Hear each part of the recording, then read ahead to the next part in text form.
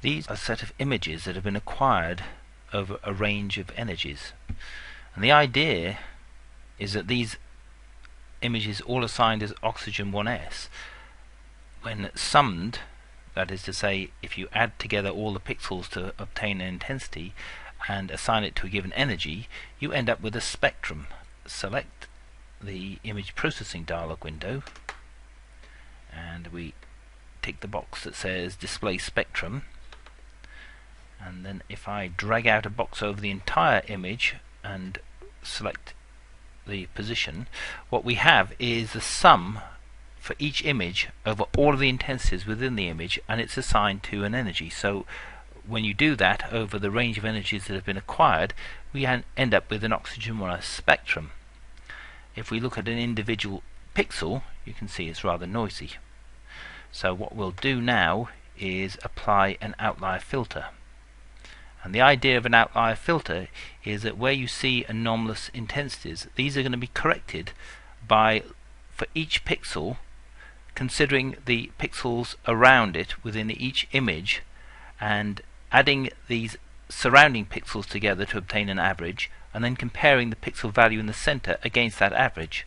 And if the difference between the average and the pixel in the center is greater than 70%, then the value will be changed and set equal to the average of the pixels.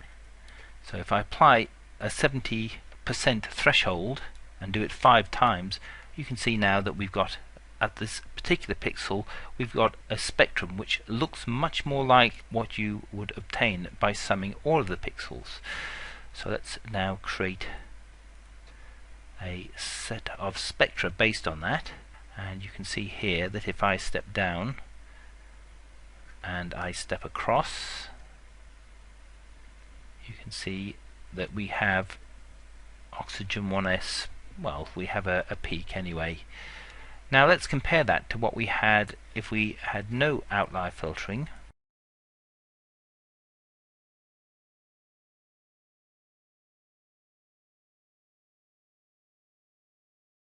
And I'm going to create spectra from these, and let's just give it a new name for the heading.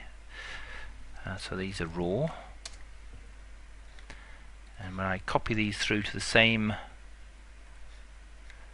file that I'd created, the equivalent file corresponding to the filtered data, then I can do a comparison. So let's just make sure that we're back to the beginning. So what I'm doing is I'm looking through all of the spectra that are in the first VAMAS block here, and now I'm going to compare them. And let's move away from the first VAMAS block, and then let's move into the image so that we're not looking at an edge pixel. And here you can now see, if I offset these, you can see that where there's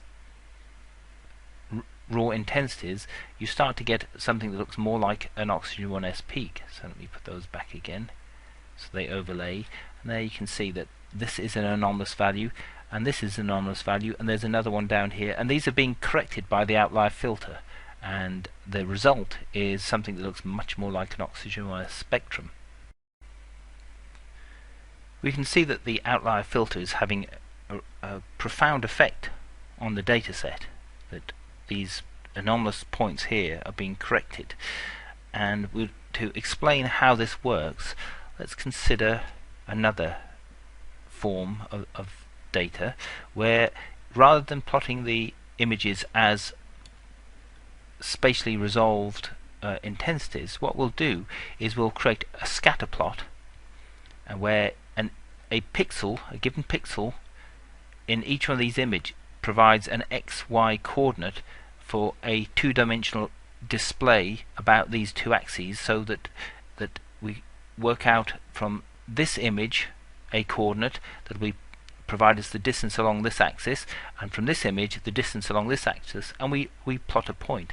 If we had two correlated images, the binding energy for both of these are just 0.2 eV apart, so they should be very, very similar, and so the difference between them should be noise. So if these were identical images, they would appear as a straight line here.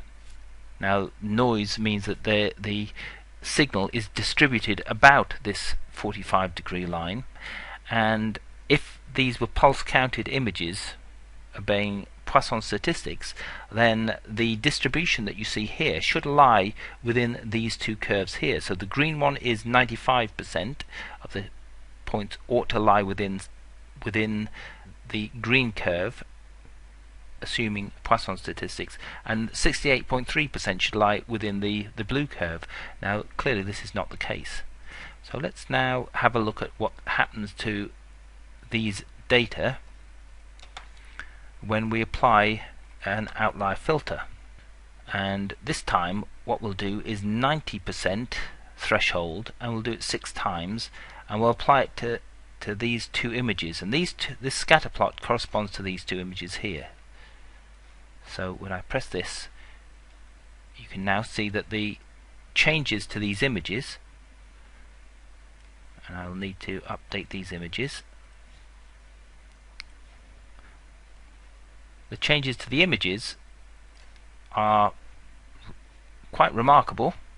It's not atypical of what you might see if someone did a kernel smooth on data, but only pixels that have to be changed are changed here. And the result in terms of the scatter plot is you can see the distribution, instead of spreading, it is being moved towards the mean. And this is the type of characteristic that will allow us to do further noise reduction based on principal component analysis. Now there's one further example you could see of how pulse counted data should behave. These are data that are measured as spectra that are collected from the normal deflection analyzer, hemispherical analyzer, and in pulse counted mode. You can see here a distribution that is similarly combined by taking the same energy bin to provide an X and Y, so that's the equivalent of taking the same pixel location. And when you plot these intensities for the different energy bins as a scatter plot here, you can see how for pulse counted data the distribution does lie within these two plotted curves corresponding to 95% and 68.3% of the intensities points ought to lie within these two curves. And that's why being able to move data away from the odd distribution to a better Poisson-like distribution gives us an edge when we try to do a principal component analysis.